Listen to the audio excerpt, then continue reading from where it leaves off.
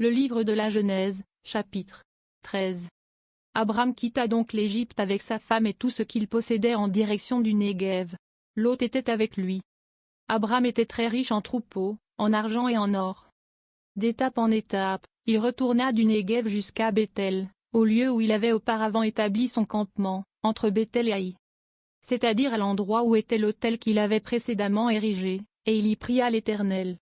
Lot, qui accompagnait Abram, avait aussi des moutons, des chèvres, des bovins et des tentes. Et le pays ne suffisait pas pour qu'ils puissent demeurer ensemble, car leurs troupeaux étaient trop nombreux, ils ne pouvaient pas rester ensemble. Il y eut une dispute entre les bergers d'Abram et ceux de Lot. Or les Cananéens et les Phéréziens habitaient alors le pays. Abram dit à Lot, « Nous sommes de la même famille. Qu'il n'y ait donc pas de dispute entre nous, entre mes bergers et les tiens. Séparons-nous plutôt. Tout le pays est à ta disposition.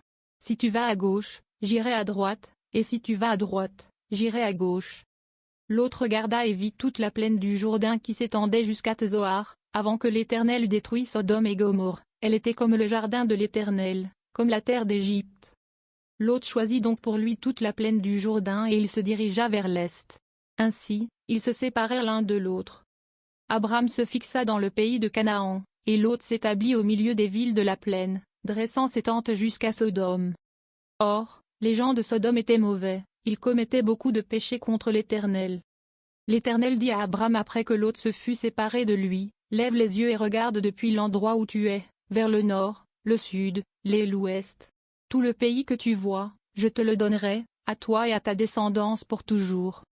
Je rendrai ta descendance aussi nombreuse que les grains de poussière de la terre.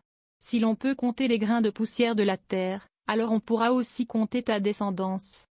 Lève-toi, parcours le pays en long et en large car je te le donnerai. » Alors Abram déplaça son campement et vint se fixer près des chênes de Mamré aux environs d'Hébron, et il bâtit là un autel à l'Éternel.